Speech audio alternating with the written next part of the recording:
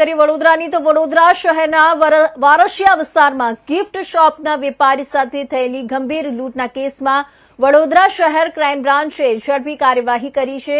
લૂંટમાં સંડોવાયેલા તેમજ ટીપ આપનાર સહિત કુલ 7 આરોપીઓને લૂંટાયેલા 10 લાખ ઉપરાંત 2 કરોડ 25 લાખના વિદેશી નોટો સાથે ઝડપી લીધા છે। ફરિયાદી કારેલીબાગ સ્થિત પોતાની ગિફ્ટની દુકાનેથી રાત્રે કારમાં વારસિયા સ્થિત ઘરે પહોંચતા 4 શખ્સોએ મોઢા પર કાળા કપડાં બાંધી અચાનક હુમલો કર્યો હતો। એક આરોપીએ માર માર્યો જ્યારે બીજા આરોપીએ આંખોમાં મરચાની ભૂકી નાખી હતી।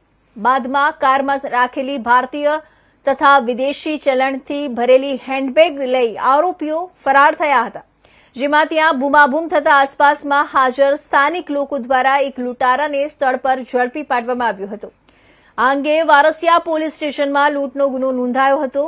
ઘટનાની ગંભીરતા જોતા પોલીસ કમિશનરના માર્ગદર્શન હેઠળ ક્રાઇમ બ્રાન્ચની ટીમે સીસીટીવી, ટેકનિકલ અને હ્યુમન ઇનપુટના આધારે તાત્કાલિક તપાસ શરૂ કરી હતી।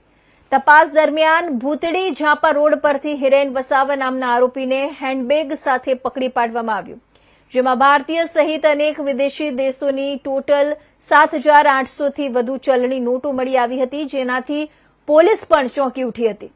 પૂછપરછમાં લૂંટનો સમગ્ર ભેદ ખુલતા અન્ય 5 આરોપીઓને પણ ઝડપી લેવામાં આવ્યા।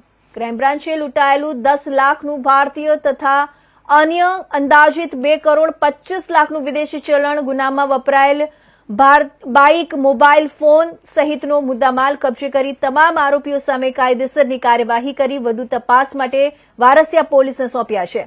આ રીતે લાખો કરોડો રૂપિયાની લૂંટનો કેસ ગણતરીના સમયમાં ક્રાઇમ બ્રાન્ચ દ્વારા ઉકેલવામાં આવ્યો છે।